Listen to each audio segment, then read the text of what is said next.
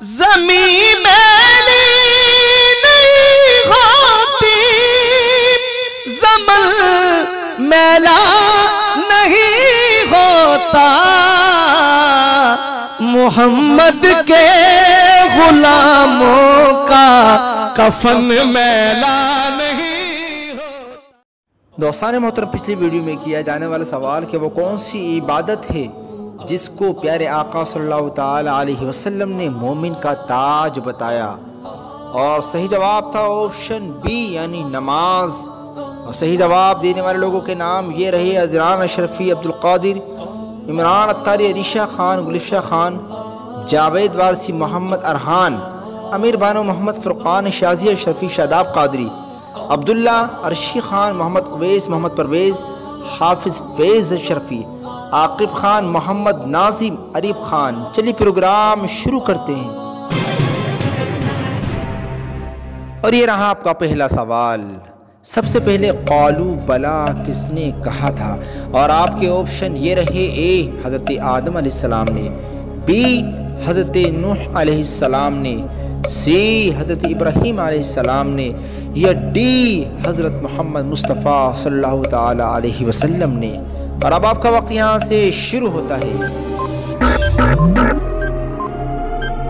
اور صحیح جواب ہے آپشن ڈی، قالو بلا سب سے پہلے پیارے آقا صلی اللہ تعالی علیہ وسلم نے فرمایا تھا۔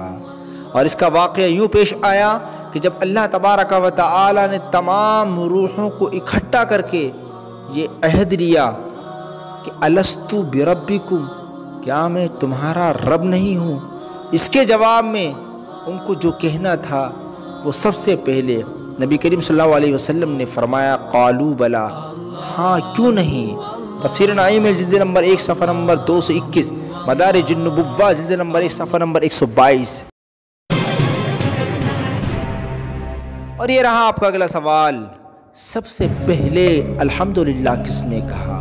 اور آپ کے آپشن یہ رہے: اے جبرائیل علیہ السلام نے، بی میکائیل علیہ السلام نے، سی حضرت آدم علیہ السلام نے، یا ڈی حضرت ابراہیم علیہ السلام نے۔ اور اب آپ کا وقت یہاں سے شروع ہوتا ہے،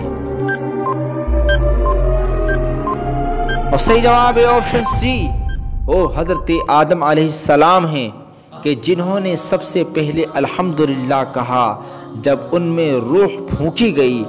خازن صفحہ نمبر 46۔ اور یہ رہا آپ کا اگلا سوال۔ سب سے پہلے اللہ اکبر کس نے کہا؟ اور آپ کے آپشن یہ رہے: اے حضرت آدم علیہ السلام نے، بی حضرت ابراہیم علیہ السلام نے، سی حضرت نوح علیہ السلام نے، یا ڈی حضرت جبرائیل علیہ السلام نے۔ اور اب آپ کا وقت یہاں سے شروع ہوتا ہے، اور صحیح جواب ہے آپشن ڈی، سب سے پہلے اللہ اکبر حضرت ابراہیم علیہ السلام نے کہا حضرت اسماعیل علیہ السلام کا فدیہ یعنی دمبا دیکھ کر۔ تفسیر نعیم جلد نمبر 2 صفحہ نمبر 393۔ اور یہ رہا آپ کا اگلا سوال۔ سب سے پہلے سبحان ربی الاعلیٰ کس نے کہا؟ اور آپ کے آپشن یہ رہے: اے حضرت آدم علیہ السلام نے، بی حضرت نوح علیہ السلام نے، سی حضرت اسرافیل علیہ السلام نے، یا ڈی حضرت داؤد علیہ السلام نے۔ اور اب آپ کا وقت یہاں سے شروع ہوتا ہے، اور صحیح جواب ہے آپشن سی، وہ حضرت اسرافیل علیہ السلام ہیں کہ سب سے پہلے سبحان ربی الاعلیٰ کہا محاضرۃ الاوائل۔ اور یہ رہا آپ کا اگلا سوال۔ وہ کون سی اللہ کے ولی ہیں کہ جن کی حکومت دریا کی مچھلیوں پر بھی تھی؟ اور آپ کے آپشن یہ رہے: اے حضرت شیخ سعدی، بی حضرت بایزید بستامی، سی حضرت ابراہیم بن ادہم، یا ڈی یہ تینوں صحیح ہیں۔ اور اب آپ کا وقت یہاں سے شروع ہوتا ہے، اور صحیح جواب ہے آپشن سی حضرت ابراہیم بن ادہم۔ یہ بلخ کے بادشاہ تھے اور ایک جہاں آپ کے زیر فرمان تھا۔ جب آپ سوار ہوتے تو آپ کے خدام 40 ڈھالے سونے کی اور 40 گز سونے کے آپ کے آگے پیچھے لے کر چلتے تھے۔ ایک رات آپ اپنے شاہی بستر پر سو رہے تھے تو آدھی رات کے وقت آپ کی چھت پر آہٹ معلوم ہوئی۔ آپ نے آواز دے کر پوچھا کہ چھت پر کون ہے؟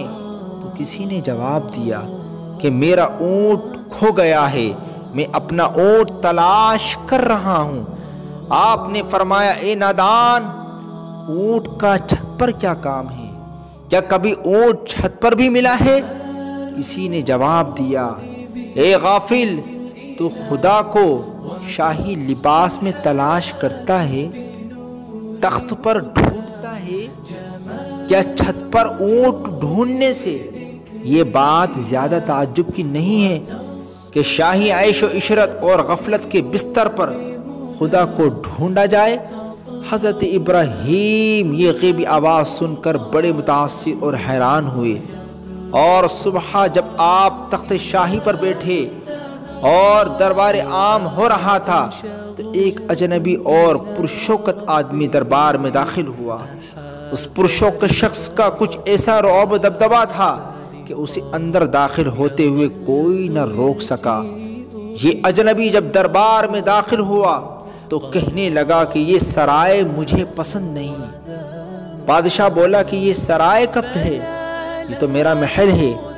اس اجنبی نے پوچھا کہ یہ بتاؤ کہ آپ سے پہلے یہ محل کس کے پاس تھا؟ بادشاہ بولا میرے باپ کے پاس۔ اجنبی نے پوچھا تیرے باپ سے پہلے یہ محل کس کے پاس تھا؟ بادشاہ نے جواب دیا میرے دادا کے پاس۔ اجنبی نے پوچھا آپ کے دادا سے پہلے کس کے پاس تھا؟ بادشاہ نے جواب دیا میرے دادا کے والد کے پاس۔ اجنبی نے کہا آپ سے پہلے اس میں آپ کے والد رہتے تھے اور آپ کے والد سے پہلے آپ کے دادا اس میں رہتے تھے اور آپ کے دادا سے پہلے ان کے والد رہتے تھے۔ تو اے بادشاہ اب خود ہی سوچ کہ سرائے اور کس کو کہتے ہیں؟ سرائے بھی تو وہی ہوتی ہے جس میں ایک جائے اور دوسرا آئے۔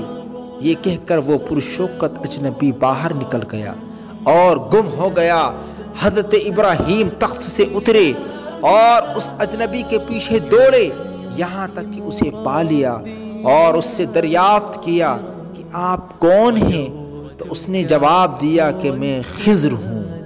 حضرت ابراہیم کے دل پر ان واقعات کا ایک گہرا اثر ہوا اور دنیاوی سلطنت کو خیر آباد کہہ کر آپ نے 9 برس تک ایک غار میں سکونت اختیار کر کے بہت مجاہدے اور ریاضتیں کی۔ پھر آپ آسمانی ولایت کے ایک درخشندہ ستارے بن کر چمکے۔ مولانا رومی علیہ الرحمہ نے آپ کا یہی واقعہ پھر یہ بھی لکھا ہے کہ آپ ایک دن دریا کے کنارے بیٹھے اپنے ہاتھ سے اپنا پیراہن سی رہے تھے، اپنا لباس سی رہے تھے۔ وہاں ایک امیر آدمی کا گزر ہوا۔ اس امیر آدمی نے آپ کو جب اس حال میں دیکھا کہ آپ اپنے ہاتھ سے اپنا پیراہن سی رہے ہیں تو دل میں کہنے لگا انہوں نے سلطنت کو ٹھوکر مار کر اس فقیری میں کیا حاصل کیا؟ حضرت ابراہیم اس کے اس خیال پر مطلع ہو گئے اور آپ نے جھٹ اپنے ہاتھ کی وہ سوئی دریا میں ڈال دی اور پھر بآواز بلند فرمایا اے دریا کی مچھلیوں میری سوئی مجھے واپس لا دو۔ امیر نے جب یہ واقعہ دیکھا تو متعجب ہوا اور سوچنے لگا اتنے بڑے دریا میں اتنی چھوٹی سی سوئی گری ہوئی ہے، بھلا واپس کیسے مل سکتی ہے؟ لیکن اللہ والوں کی شان بہت بڑی ہوتی ہے۔ آپ کی زبان سے یہ الفاظ نکلنے تھے کہ ہزاروں مچھلیاں اپنے اپنے منہ میں ایک ایک سونے کی سوئی پکڑے ہوئے دریا سے باہر نکل آئیں۔ آپ نے فرمایا مجھے یہ سوئیاں نہیں چاہیے، مجھے تو اپنی سوئی چاہیے۔ چنانچہ پھر ایک چھوٹی سی مچھلی اپنے منہ میں آپ کی سوئی پکڑے ہوئے لائی اور آپ کے آگے رکھ دی۔ اس امیر آدمی نے جب یہ کرامت دیکھ لی تو آپ نے اس امیر کی طرف توجہ فرما کر یہ فرمایا بتاؤ مجھے وہ حکومت اچھی تھی یہ حکومت اچھی ہے۔ تذکرۃ الاولیاء صفحہ نمبر 140 مثنوی شریف۔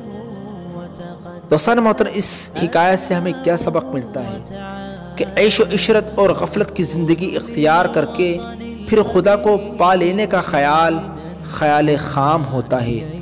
اور یہ بھی معلوم ہوا کہ اس سرائے فانی دنیا میں اپنے پاس جھونپڑی ہو یا عظیم الشان محل، نہ وہ ہمارے پاس ہمیشہ رہے گا اور نہ ہم اس میں ہمیشہ رہیں گے۔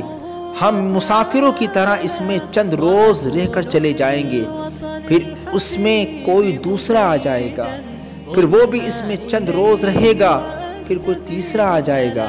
لہذا دنیا میں دل لگانا بہت بڑی نادانی ہے۔